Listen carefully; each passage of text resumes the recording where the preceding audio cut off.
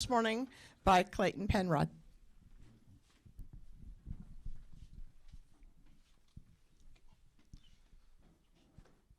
I pledge allegiance to the flag of the United States of America and to the republic for which it stands, one nation, under God, indivisible, with liberty and justice for all. Please be seated.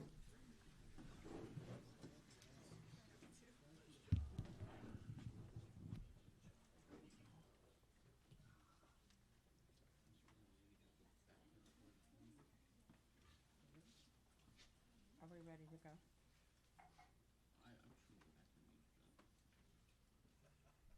Okay, we're waiting.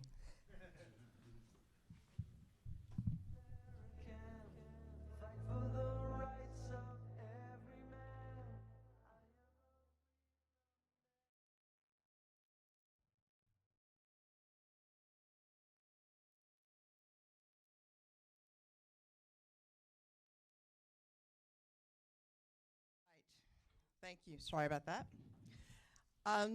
So we're very, very, very happy to have you here again today. And as I tell presidential candidates as they come through the area, the road to the Iowa caucuses does go through Coralville, Iowa. So we're always very, very happy when we get candidates come to visit us here. So I decided to support Governor DeSantis after I saw the first debate. He seemed to be right on with the issues from where I was. He also seemed to be very sincere about what he wanted to do and where he wanted to take this country. One of my biggest concerns, and I am to that age where I start to think of these things, is that we have got to leave this country in better shape than what we found it. We're not doing that. And we've got to make that happen. So that is why I am supporting Governor DeSantis. If you are on board with the governor, that's great. Please make sure that you caucus on January 15th. If you're still on the fence, you're still a little iffy, hopefully you'll hear something today that will help you make a decision to get out on January 15th. I saw the weather report this morning. It's going to be 70 degrees, no rain. So, it's going to be a beautiful night, so there's no excuse for you not to get out and vote. So anyway, we have a special guest with us today. The governor is traveling with another one of the fantastic Republican governors that we have in this country. He, like our own Governor Kim Reynolds, has done a great job in his home state. And it's my honor to introduce to you the governor of the great state of Oklahoma. Nope, it's not my honor yet? Okay, they're not quite here yet. So anyway, I think we'll just take a break, and when they get here, we'll get them introduced. So thanks for being here. Coffee and donuts in the back if you're still interested.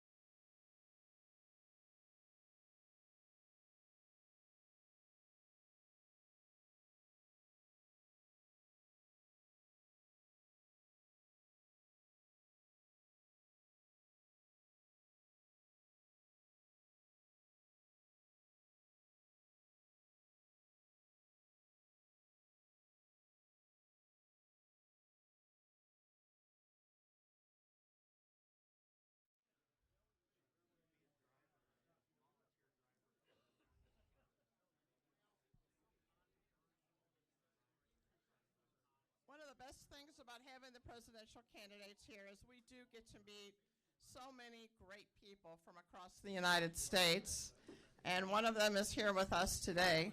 He has done a fantastic job in the state of Oklahoma. He is working just as hard as Governor Reynolds has here in Iowa and Governor DeSantis has in Florida. So if you would please give a very warm Coralville, Iowa welcome to the governor of the great state of Oklahoma, Kevin Stitt. Thank you. Thank you, guys.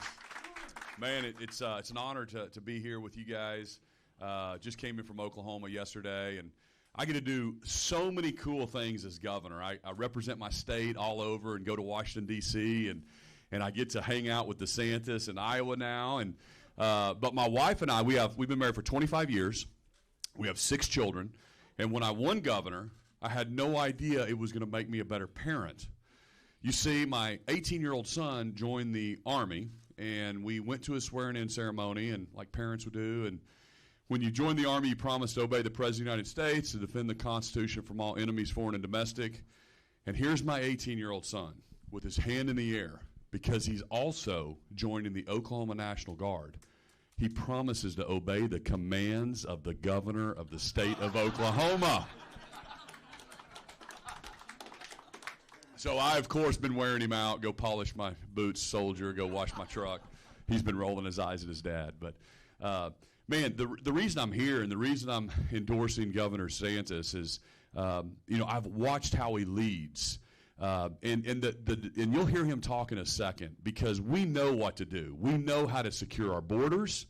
We know how to protect freedoms. We know how to protect our children. Okay, but sometimes politicians, when they get to Washington, D.C., they either, they get weak sauce or they get mushy or they get influenced by lobbyists and money. And as a business guy that came into office, I know how hard it was as we're getting pressure. And I'll give you a couple examples because DeSantis does not back down, okay? He is a leader that will do what he says. He will get the job done. So take COVID, for example. We had a Republican administration in the White House, and they lost their minds, okay? We had so much pressure as governors, and I know leaders and business leaders all over that were telling us to close our schools, okay? I didn't do it. Governor DeSantis didn't do it, okay? And the hypocrites in other states, I talked to other governors. Governor of California, what does he do? His kids are in private schools the whole time while he's saying it's not safe to be in public schools, okay? That's the type of hypocrisy that we have. Governor DeSantis stood up to all that pressure. He took on Disney, okay? Who does that? That is the most powerful company in your state, and I know how much pressure he's under.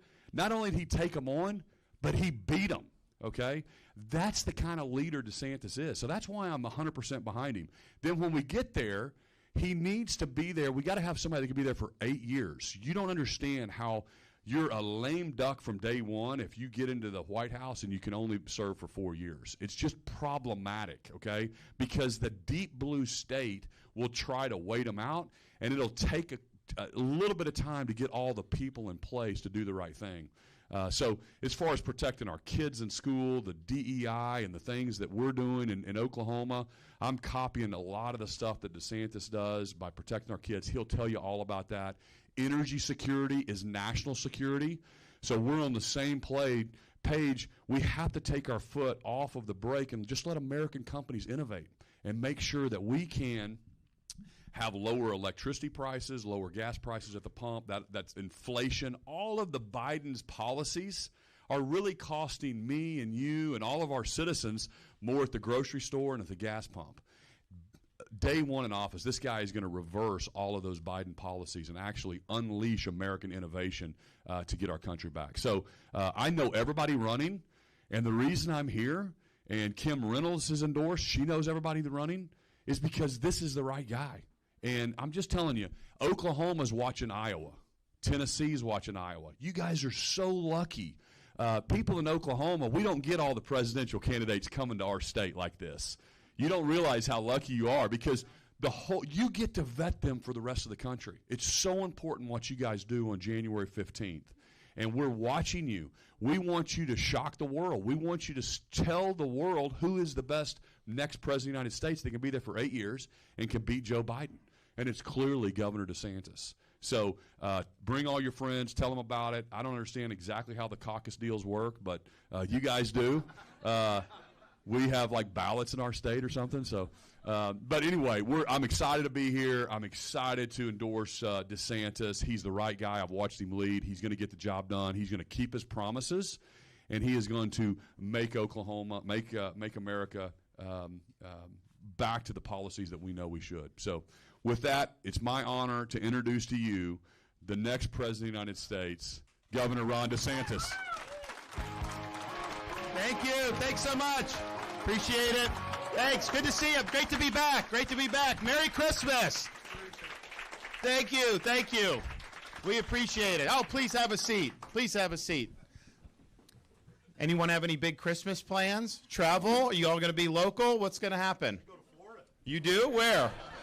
Orlando. Orlando. Okay. Any other travels? Any other Florida trips? Florida. Where are you going? Where are you moving to? Okay, Winter Springs, Central Florida. Yeah, no, good spot, good spot. Yeah, we're going to be, my wife and our kids, we're going to be going back home tonight, and we're going to have some few days for Christmas as a family. I've done most of the shopping. I think Santa's in a pretty good spot on a lot of this stuff. We're going to have to do a couple things with, obviously, the cookies and some other stuff. I'm going to have to go buy some carrots, but our kids are really excited. First grade, kindergarten, and pre-K 3. Last year was kind of the first one where our now 3-year-old, she kind of got Santa. Now they have a really good idea of Santa and everything. And we actually were able to stop at a Bass Pro Shop yesterday where Santa was there taking all the wishes. And so they know what they want. My first grader wants a science kit for science experiments. My kindergartner, he just wants sports stuff. And then our pre-K 3, she wants a toy doggy. So she wants a real one. We said you gotta take care of these things. You can't, that's important to do. So she's going to do that and have that. But it's fun. Look, I look through where our country's going, and part of it I see it through the lens of a dad. Because yes, I have things I want to see for me and my wife and everything. But I think about these kids, and I think about us being in jeopardy of being the first generation of Americans to turn over to our kids and grandkids in America less prosperous and less free than the one we inherited. And if we do that, we will be breaking faith with every generation of Americans that has preceded us, who always found a way to sacrifice so that the next generations and future generations would be able to have opportunities. So we need to get with it, and we need to have some big changes. There's a lot of pessimism in the air right now about the direction of the country. Seems like anytime you turn on your TV, you see things that even 10 years ago no one would have thought would be even possible. I mean, who would have thought that we would have protests erupt on college campuses in favor of a terrorist group like Hamas right after they massacre all these Israelis in really brutal fashion? And yet that's almost like a common event now. So you see all these things, and we need a course correction. I do not believe the decline that we've seen across our country is inevitable. I think it's a choice. I think it's a choice that we as Americans get to make. I think it's a choice that you as Iowans are going to have an outsized influence in making. Because what you do on January 15 can change the direction, the whole trajectory of this country's government and politics. And that's why I'm asking for your support, because I'll be the change agent to go up to Washington as president and get done what we need to get done. We have a responsibility to reverse this decline. We have a responsibility to usher in a revival of the American spirit, and we need to bring a new birth of freedom all throughout this country. I look at what Kevin's done in Oklahoma. Oklahoma is like a very red state, but before he was there, their state government was not conservative. They're raising taxes, they're doing a mess of a budget, all this stuff. He came in, and he's gotten it all done. Across the board, all the things that Republicans have wanted, they've done. Your governor here, Governor Reynolds, who I'm also happy to have support from, she's gotten done things that Republicans have been asking for years and years and years. Same with us in Florida. In Florida, I have a front row seat to what's going on in the country, because anytime these blue states do dumb things, people flee to my state for refuge, and they tell me about what's going on. So I know a lot about Chicago. I know a lot about California. And that was part of the reason, I did this debate with the governor of California a couple weeks ago, Gavin Newsom on Fox with Sean Hannity. And at one point in the debate, I pulled out a map of San Francisco. And the reason I knew about this is because people that had moved to San Francisco to Florida told me about what was happening, that people will actually just defecate on the sidewalks there in public. So what they started doing, anytime the feces reports would go, it's like a public record, there's a group that plotted those on a map. So if you see it, there's like all these red dots with everywhere you look. It's like, I don't know how you could even step around there. And so I whipped out the map and did it. But the reason I knew about that is because people had told me what was going on. People tell me what's happening in New York and all these other places. But I'm running for president because we can't just have any time these states are doing dumb things that people feel like they have to move to Florida. I mean, everyone should be able to live in a free state. The country should be free. And so we need to turn it around, and we will. As a dad, I look at our education system. It's wrong to use the education system to indoctrinate kids with an agenda. We need education in this country the way it's meant to be.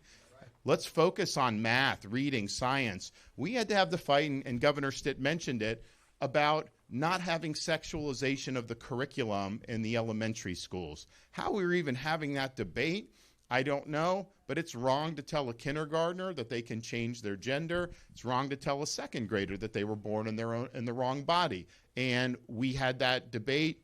The left opposed us, the media, of course, we knew that. But then we had Disney, our most powerful company, weighing in. And a lot of people said, you're not going to be able to win this one. They're just the 800-pound gorilla. Nobody's able to go up against them in the state of Florida. But, as a governor and as a dad, I've got to stand. My responsibility is to stand up for the people that I was elected to serve. I do not subcontract out my leadership to woke companies based in California. I'm going to stand up and I'm going to do what's right, and that's what we did.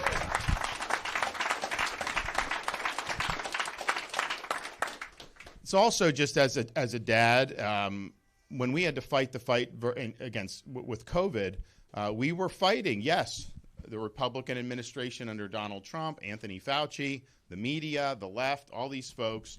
I just understood as a parent, you cannot lock kids out of school like they did in California for a year and a half. Of course, the elites that would lock the kids out would put their own kids in person in private schools like the governor did.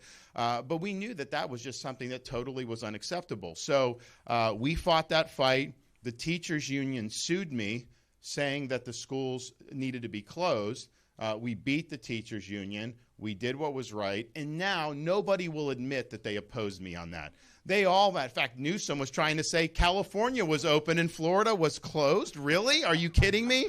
So that just shows you we won that. But those were difficult fights to do. But part of it is, just as a dad, I had a lot of sympathy for what parents were going through during this difficult time. I mean, to say that you're going to do all education remote, okay, if you have a single mom that has to put food on the table, she's also going to teach all the classes. It just doesn't work. So we were right about that, and that took leadership. It took the willingness to fight for people. But part of it is, this is just who I am. And also, as a veteran, I'm the only veteran running for president. I'd be the first veteran since 1988 who served at a foreign war to get elected president of this country, period. And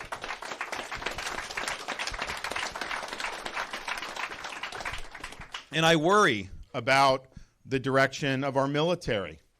I have veterans that come up to me now frequently, say they would not recommend their kids or grandkids to join today's military because you have situations, and I run into people too. I ran into a pilot a couple weeks ago. He said he's done more DEI training than he has flight training this year. That is a military that's losing its way. They have civilians imposing an agenda. You have social agenda. You have woke ideology. All this stuff has gotten in. That kills morale. That's one of the reasons the recruiting is so abysmal right now. So I understand as a veteran the importance of the military being something that people aspire to join.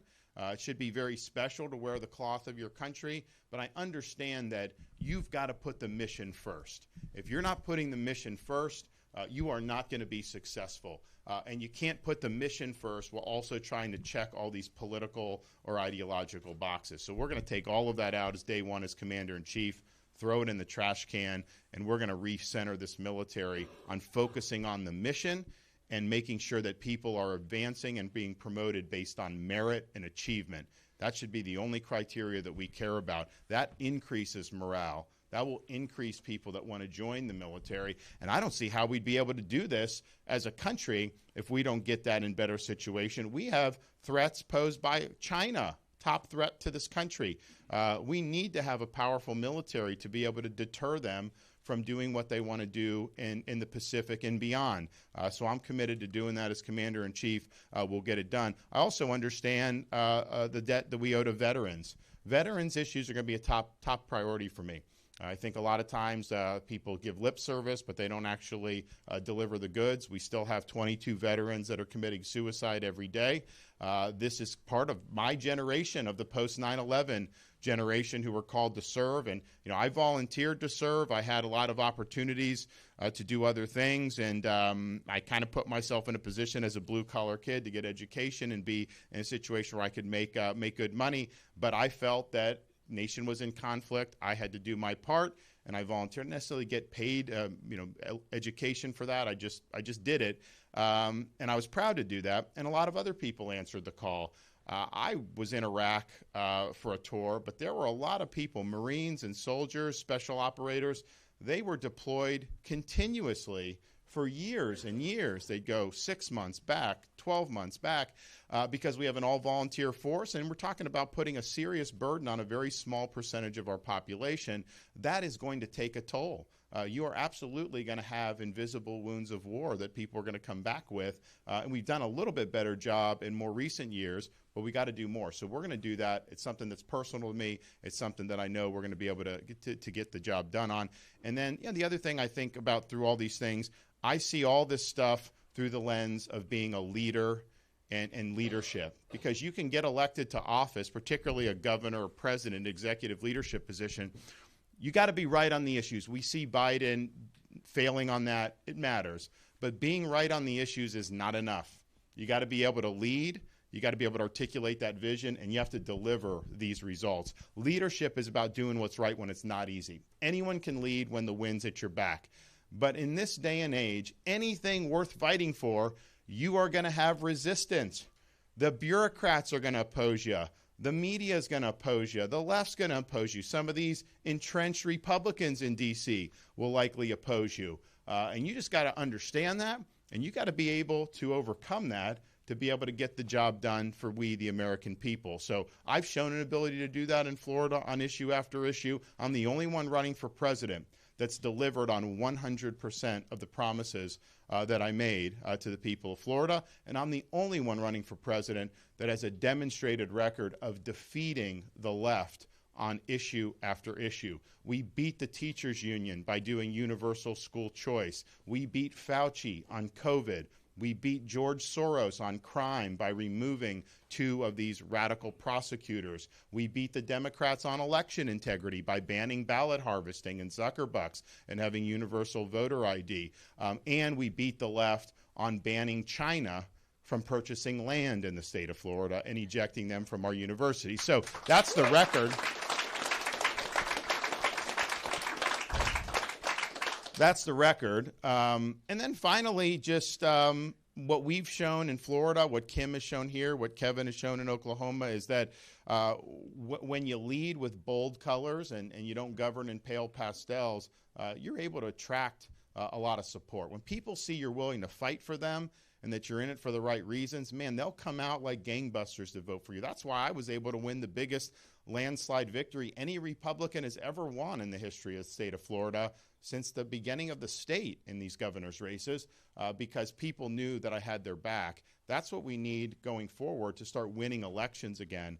The model that we've done in Florida, the model Kim's done in Iowa, that will lead us to not just victory in 24 at the presidential, congressmen, senators, and then a re-elected president in 2028. And I don't think anything less than that is going to be able to get the job done. So as your nominee, I'm asking for you to caucus for me on January 15th. I'm asking for you to bring family members, neighbors, friends, coworkers, because your voice will have a huge impact on the future of this country.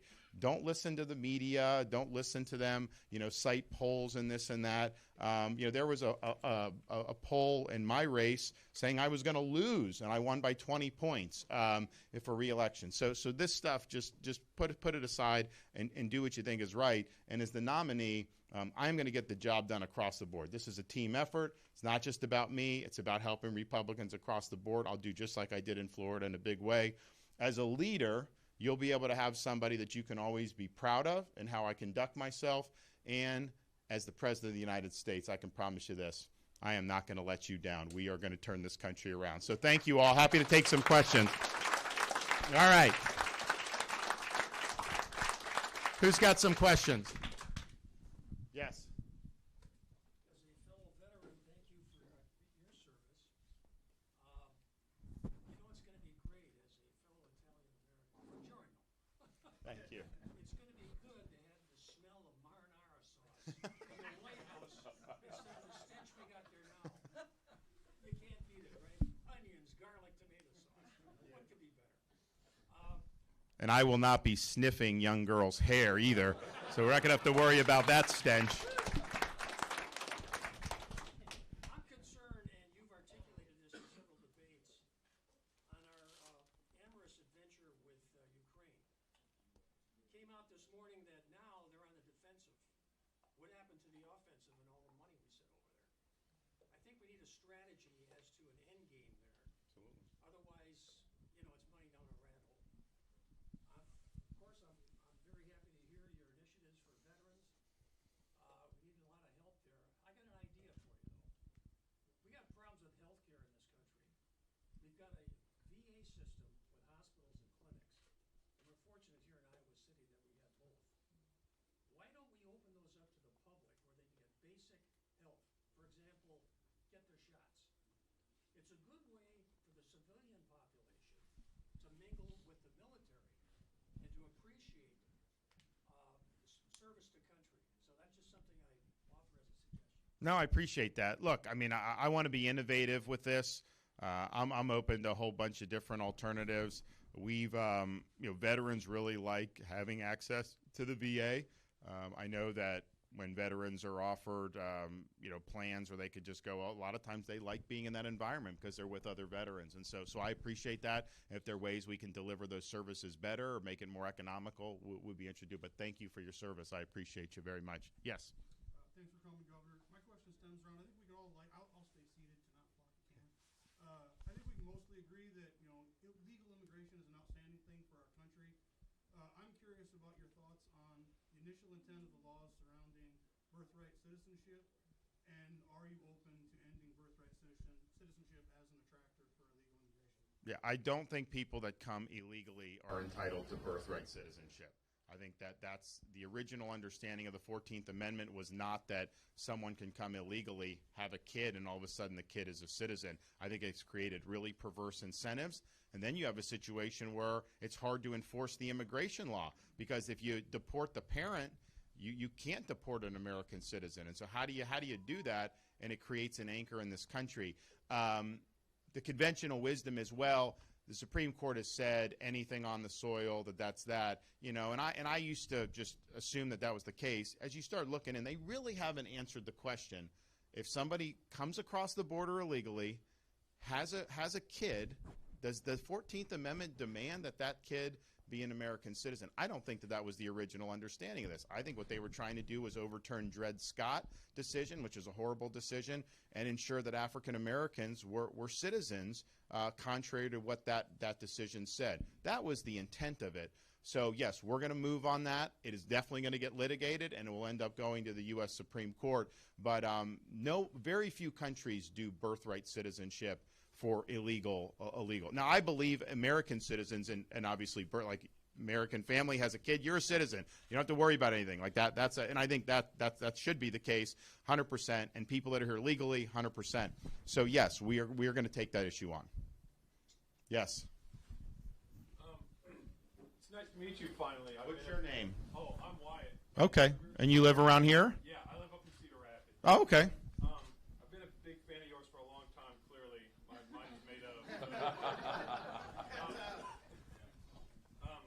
I'm 21. I know I don't look like it, but the economy for me is a big issue.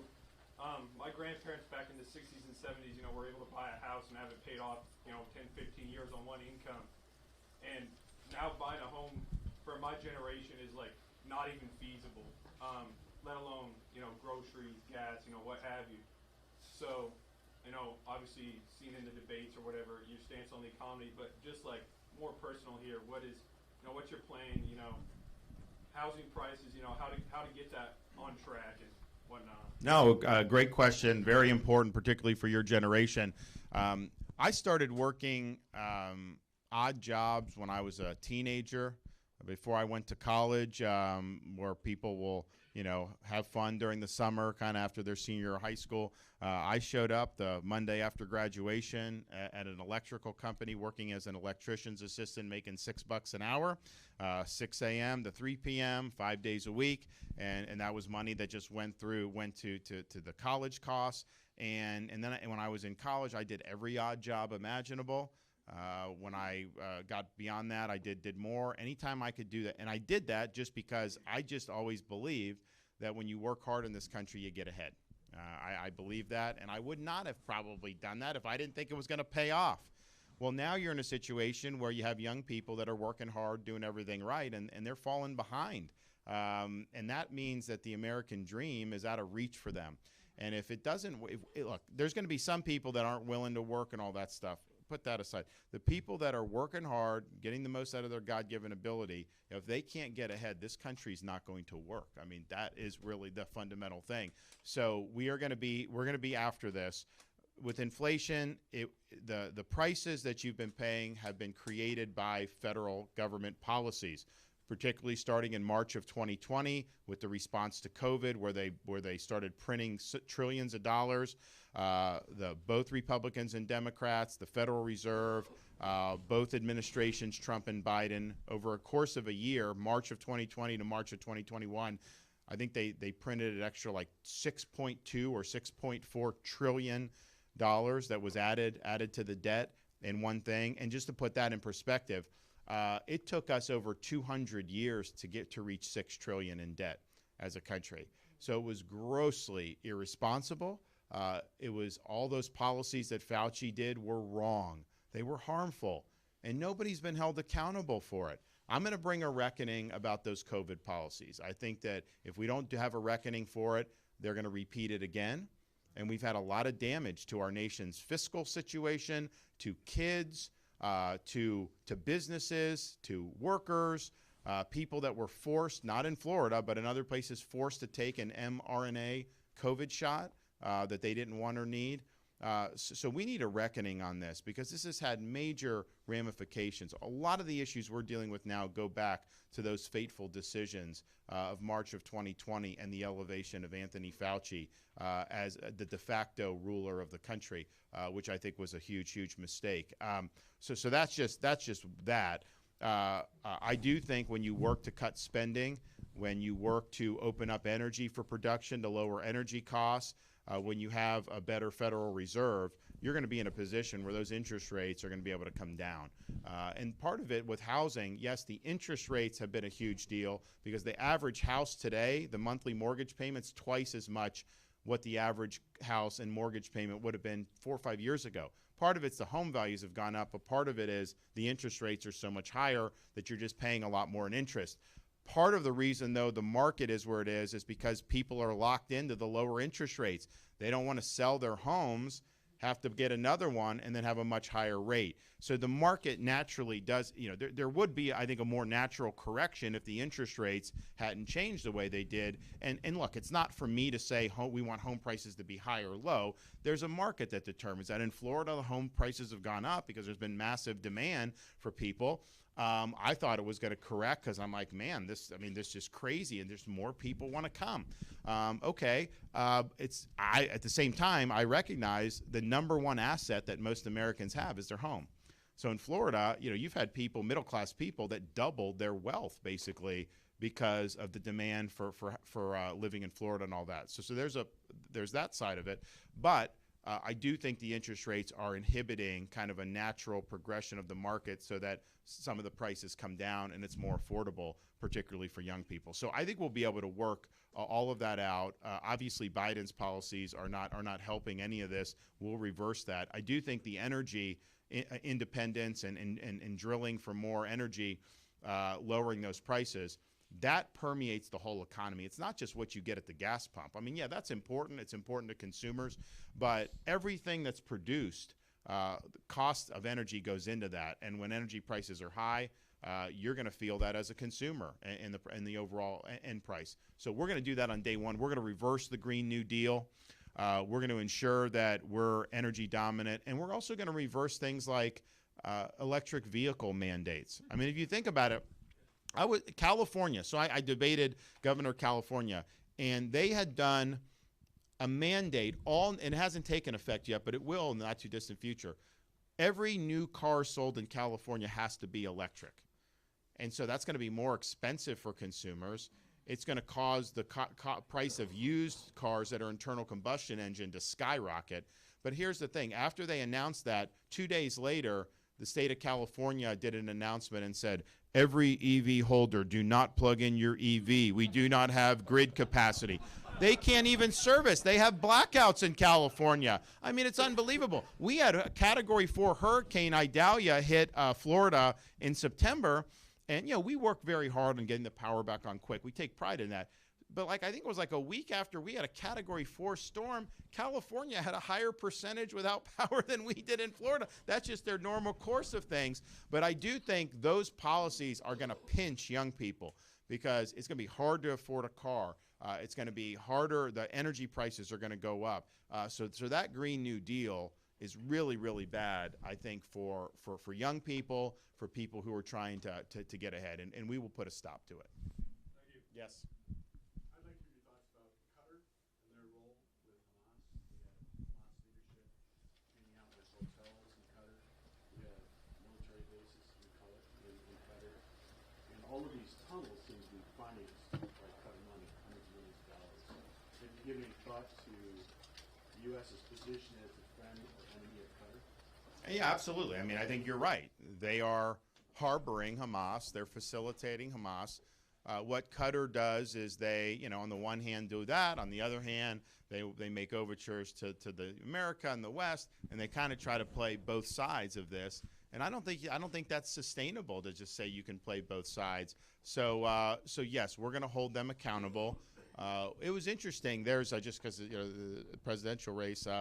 There have been folks who have tried to whitewash Qatar's role with Hamas, saying, they're not really funding, they're not really. No, they are. I mean, that's just the reality. We know that. Now, I think the biggest source is Iran, because what Biden did inexplicably, he comes in and he opens the spigot for oil, all this stuff, so they're making more money, and they plow that into terrorism. So they're funding Hamas, they're funding Hezbollah, they're funding Houthis, they're funding anywhere in the Middle East where groups will foment jihad. They're funding attacks in Iraq against our troops, in Syria. So you've got to turn the financial spigot off. Do not let them get this oil revenue. I just signed state-based Iran expanded sanctions in Florida. We did a special session of the legislature. And look, we're just one state, but we'd be the 13th largest economy in the world if we were a separate country. So it's not for nothing. So I'm going to be very, very insistent on stopping money going into Iran. But yes, we're going to have some truth with this relationship, and it's just not acceptable to be harboring the leaders of a terrorist group that wants to have a second Holocaust. Yes. When there's a crisis, what's the first thing that you do? What's the first thing I do? Well, so I'm somebody who I gather the information. I want to have as much information as possible. I want to know the facts on the ground, and I think you have to do that. But I'm also not somebody that's going to hand wring and what's going to happen if I do this? Are they going to criticize me? What's the polling on this? No. You get the information, you talk to who you need to talk to, and then you make a crisp decision, and then you follow through with that decision. So, for example, we had Hurricane Ian that hit Category 5, Southwest Florida. Some of the things, so we had, it was the forecast was a mess, and we had to pre-position. We had 55,000 utility workers pre-positioned from out of state for rapid power restoration. We had urban search and rescue to help people who were in harm's way. We had a lot of stuff. The forecast had it go in northern Florida, then central, then eventually it came down. So we're like moving all these people around, and we're just having to be very nimble as we do it. And so the storm comes, knocks out bridges, the Sanibel Causeway, and it knocked out the Pine Island Bridge. That was something where they were not state-run bridges; they were local government. But they were telling the residents it's going to be 6 months before we're going to be able to fix this. So the residents came to me and they're like, can you help us? Our islands will die if it takes 6 months.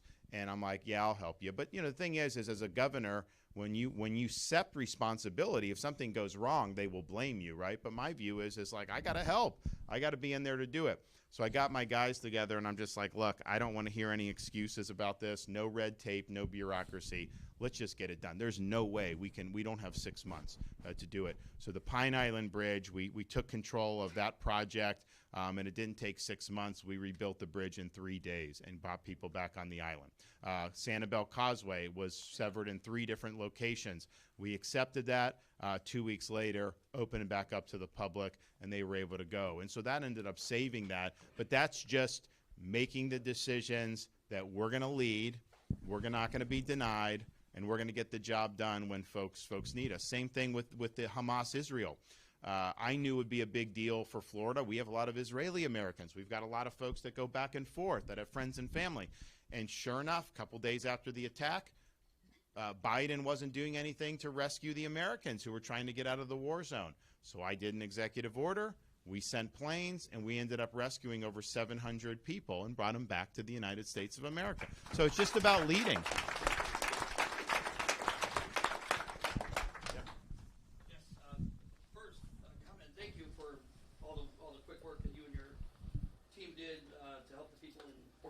Coralville, Sanibel, Matlacha, too bad Burt's is gone forever, Pine Island, etc. You know that area? Yeah, I'm sure a lot of us have relatives that okay, live yeah. there. Yeah, my dad lives in Cape Coral. Okay. And he was spared, but my question, and it's so broad, so I apologize, and I know you've done a lot of this in Florida, but how do you, as the chief executive of the country, take on this elected and unelected machine that exists to spend other people's money, to spend our money? Leadership. You have to set the tone. We just have not had very many presidents, probably no president since Reagan, that's really wanted to make restraining spending a priority. And so you've got to make it a priority. You've got to be willing to veto bloated bills. You've got to set the marker down on that. And part of it is they've spent so much in debt just in the last however many years. If you think about it, the turn of the century, 21st century, I think we got to 5.6 trillion. So that's from 1789 to 2001, 5.6 trillion. And yet today we're at 33, going on 34 trillion in just, 22 years later? And it's even worse than that, because if you just go back 10 years, we were probably at like 16 trillion or so. So we've basically doubled the debt in 10 years, which is just absolutely ridiculous and outrageous. So yes, we're going to lead. We're going to push back. The dollars and cents of it's important, of course, but the Congress doesn't even really have control of the budget at this point. They've just passed these massive spending bills. No one even knows what's in it. They're not restraining the bureaucracy and the excesses of the bureaucracy. The Founding Fathers said the number one security for your freedoms was that the people you elected to the House of Representatives controlled the purse strings. So if you have an agency of the federal government that's being abusive, IRS, FBI, whoever, all Congress has to do is stop funding the abuses. They starve it of money. So, for example, you've had FBI work with tech companies to censor dissent. Congress should pass a provision on appropriations that no money can be used to censor speech. Stop. They won't have money to do it. No money can be used to police parents going to school board meetings. Done. You don't have to worry about it. But they don't do that. So part of what's happened is the way the fiscal stuff has been managed has really empowered the bureaucracy and the administrative state because they don't have effective oversight. So Congress has dropped the ball on that, and then presidents have not done a good job of disciplining that. So we're going to discipline that. You're talking about a bureaucracy that's accumulated a lot of power over these many decades. They're not just going to give it back willingly. So you go in on day one, and you have a bunch of people in the administration with you ready to go. But it's going to be, you need a focused and deliberate and disciplined president to kind of unravel all the power that's accumulated and return it back to we, the American people. But the founding fathers did not envision a fourth branch of government, a bureaucracy like this. They figured it would be what the Constitution said, 3 branches of government. So these agencies have to respond and be held accountable by the elected president of the United States. Otherwise, you just have government without consent. And most of the major things that are being done now in our country on a policy basis, energy, automobiles, you name it, are being done through the bureaucracy by nameless, faceless bureaucrats, not by people who you've actually elected there. That is not a government of, by, and for the people, and we have to restore that. So the fiscal is a big part of it, but I think it's even broader than that. Yes. So far, I've been really impressed with your presentation and session. It's pretty obvious that you'll be an excellent leader, but behind every leader is a great team. You'd like to address that? I mean, what areas you might look to beef up the government sets for a good team?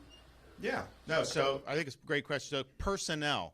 And I agree with you 100%. You know, a president, a governor, whoever, as a leader, it's important. You set the vision. You have to make the judgment calls. But you cannot be successful unless you have a lot of people around you who are going to carry out that vision. Some people will be in the White House. Some people will be running cabinet departments. Some people will be 4 or 5 levels down in a cabinet department and will be policing the bureaucracy. So you need all that. So a couple of things. One, we're just going to have thousands of people ready to go January of 2025. Submit these names to the Senate, get them confirmed, because you guys will probably really care about who the Attorney General is going to be, as most Americans will.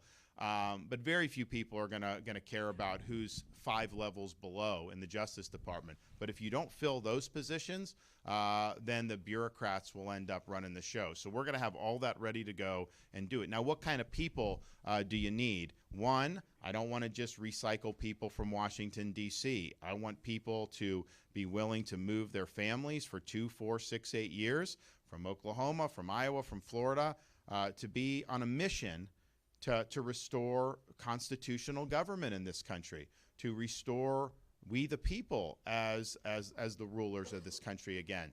And so that's different than just saying, the D.C. insiders, you go from the Democrat insiders to the Republican insiders. I don't think that works. And then in terms of some of the key positions, you really need people that are going to be willing to cut against the grain. Because what happens is things in Washington have gotten to the point they are, not by accident. That's the incentive structure that's there. You think the media is going to want to see an attorney general, Republican attorney general, come in and clean house at DOJ? They are not going to want to see that. You think the entrenched folks in Washington are going to want to? Of course not. So you're going to face a lot of resistance. And the question is how do you handle that? And I think I'm looking for people that are going to view being attacked by those folks as a badge of honor. The people are going to understand that they're over the target. That's why they're being attacked in the way that they are. But you are not going to be able to get anything done in Washington without these people coming at you. They are going to do that. They are not going to give up their power willingly. And so whether it's Attorney General, whether it's who's going to run the FBI, whether that's who you put on the U.S. Supreme Court. I mean, all of those things are very, very important. And I can tell you, my Surgeon General in Florida, he was very opposed to Fauci and the lockdowns. And he was at UCLA, so I brought him in to Florida. And I said, you're going to be the only person that's a Surgeon General that's going to be willing to say this stuff. They're going to come at you. And sure enough, they did. Oh, you're not promoting the vaccine. You're against masks or all this stuff, mask mandates. And basically, he just stood strong. And it got to the point where I told him, I was like, look, I haven't followed what you've been doing lately, but I know they're attacking you, so you must be doing something right. And that's kind of the positive feedback. So that's really, I think, what you need. There's a culture of Washington that is just hostile to conservative principles. It's hostile to the values of most Americans who live outside the Beltway. And think about it. 5 of the 8 wealthiest counties in our country right now are suburbs of Washington, D.C. How did that happen? What are they producing? Are they producing oil like Oklahoma or Texas? Are they the tech hub like Silicon Valley? No, it's because of government. It's because the way government is done, it's done to benefit the stakeholders that are there at the expense of everybody else who's working hard in the rest of the country. Can I jump in and say? So in Oklahoma, we've got 4 million people. And the Capitol, we've got, the legislature, but it's an inside baseball game. This is why, as a business guy, I never ran for office until I ran for governor to go serve my state. That's what our founding fathers envisioned. So what happens is this inside baseball game, but I always remind people that, hey, there's 10,000 insiders that are really pushing you to do what's good for them, but there's 3.99 million Oklahomans right out there that just want you to do the right thing. That's why we have to elect DeSantis, because it's an inside baseball game in D.C. for the lobbyist. His point to all those counties, what'd you say, the richest counties in America are right there around D.C. They want to keep their machine going at the expense of Iowa and Oklahoma and Florida citizens. You have to have a guy that'll go take that on. That's what I see in DeSantis. He's not going to back down. He's going to get up there, and he's going to make sure that we have a balanced budget. Really, here's how I say it. I'm a mortgage guy and a banker, so think about your mortgage, for example. Most people have a 30-year or 15-year mortgage. You're paying principal and interest, right? Okay. Did you know when we're doing our retiring our national debt, we're not retiring it, it's interest only. So we have in this $33 trillion debt, our interest-only payments right now, okay? So you never pay it off. It's interest only. We're never putting anything. Interest only is $1 trillion now a year. We bring in $4 trillion, and somehow Biden is spending, or even other Republican presidents are spending $5.6 trillion. If we're bringing in $4 trillion, we got to spend $4 trillion, okay? And our interest payments are just astronomical.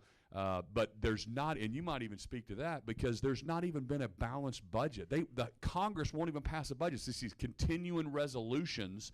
You have to have a president that says, you know what? I'm thinking about the people in Iowa, not the insiders in Washington, D.C. And I'm just telling you, after you get in this position, you understand why you need a leader like DeSantis. Yeah, we in Florida, we've cut taxes every year by record margins, and yet we've run surpluses, and I've actually paid down 25% of our state's total outstanding debt just since I've been governor.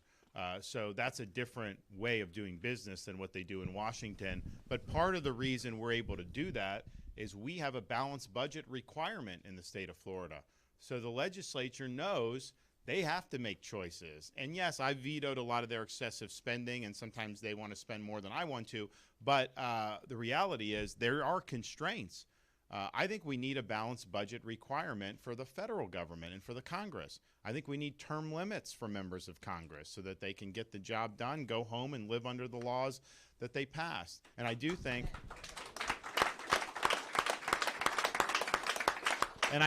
we need the so I have a line item. Do you have a line item veto in Oklahoma? Yeah. So I have what's called a line item veto. So if they put a budget bill on my desk, I can sign the whole bill, but strike out individual appropriations. So if they put money in for $100 million for like a new prison, I'm like, it's pricey. I can just take that out without having to veto the whole thing. The president of the United States does not have that authority. So they put these massive bloated bills. You either veto the whole thing or you sign the whole thing. But, they're spending your money to do things like promote transgenderism in Bangladesh. Is that really a good use? I mean, if you give the president the ability to just hack away at this stuff, you would be able to make a difference on it, because I think that there's tens of billions of dollars every year that is spent that is not defensible to the American people in any way. But when you have such a massive spending bill, nobody even knows what's in that. They vote on it without knowing what's in it. That's how your government is operating. So that it just doesn't work. We have time for one more question. Yes, sir. I don't want to get off policies because I just love when you talk about them because it's refreshing. But on a lighthearted note, do you have any Christmas traditions you do at the family? You love the Christmas gifts, Christmas Eve? Oh, yeah. So it's interesting. So this is kind of, so when we moved into the governor's residence in Tallahassee, our oldest daughter was then 2, our son was 9 months, and our third hadn't even been born yet. So they kind of had their first Christmases that they can remember there in Tallahassee in the residence. And one of the perks of being governor and having the privilege to live in the residence is as soon as Thanksgiving happens, man, they decorate that residence so nice. I mean, it's just, and that, like, I remember when I have to do the lights and everything, like, I don't have to do it. They just do it. And I'm like, man, wow, that's a lot of man hours that I would be spending if we were not living in that house. And so they literally decorate like every room. And so if you go in, like in the governor's residence, there's kind of like an entryway. They put a tree there. There's a big room for events. They put a tree there. There's a Florida room. They put a tree there. They do that. So our kids basically determine which tree are we going to send Santa on to in the governor's residence. So you got to strategically place the milk and the cookies and the carrots and everything. And, we have this nice chimney there in the governor's residence. My kids are very concerned, though, about if there's complications with the chimney. How does Santa get in? Okay, what happens if this happens? I said, guys, Santa knows how to troubleshoot. Don't worry about that. So we're in negotiations about, okay, there's all these great decorations that the staff so graciously does. The residence looks so great, and I don't know. It would take me forever if I had to do all that. So they pick. Where do you put the cookies, which tree for this, and all this other stuff. And so it's just unique because, like, when we were obviously before this, we just have one tree in our house. We do whatever there, but it's a really neat setup, and it's a privilege to be able to be a temporary custodian of that. When we were when we got to the governor's residence when I first got elected, we had a house in Ponte Vedra Beach, Florida, which is south of Jacksonville, north of St. Augustine. Great community. And we bought it at the bottom of the market when we got married in 2009. And so by 2019, like, the value had gone up, and I'm just like, we weren't going to use it, right? And like, I'm as governor, I'm not going to be renting it out and having like a landlord-tenant dispute. So we're like, so my wife's like, well, why don't we just sell it or whatever? And I'm like, that's fine. Now, if we had just left it with how much things went up since I've been governor, we would have made a lot more money, but you live and you learn. That's fine. But it got to the point, though, so we sell this house, and then as we get into 2022, with the re-election, and look, we knew we were going to do well, but, I just, I told my wife, I'm like, man, I have to win because, like, we need to keep the public housing for a few more years. So we were able to do it. But I look forward to, we are going to be able to go back with the kids. They're all, of the age where this is something that's really, really meaningful for them. And it's just been fun because, this is really where they've grown up. And it's a unique experience. We try to make sure that they understand, like, that's not normal to just have, like, the decorations put out and everything, that it's really their privilege to be able to be there for a short period of time, as we serve that function as a governor. But they really have good time with it. And the thing is, though, my wife and I have learned the things that you get them, you got to think, okay, how much of a mess is that going to make, right? Because we've gotten them like slime that goes all over the carpet. My oldest wants a science kit, which, science experiments, which is, she's smart, she wants this, but what are the downsides of these science experiments, right? All the different things. And then I'm very sensitive to how long does it take to put together some of these toys? You will get this stuff, and it's like the fine print is so small. You got to find, like, the different types of screwdrivers, and I'm going for like hours on some of this stuff. And then it's made in China, so a day later it breaks anyways. And you're just like, are you kidding me? So we're going through all that, but we're excited to be able. I hope you all have a Merry Christmas. There's a lot that's going on in our country. There's a lot of things we want to change, but there's this season gives us a chance to reflect on the birth of Christ, on a lot of things that we're grateful for. And as we get into the new year, I think 2024 is going to be the year where America comes back, where we fight back, and we get back on track again after the November of 2024 elections. You all have it within your power to make that happen. So if you've signed a commitment to caucus card for us, I want to thank you for doing that.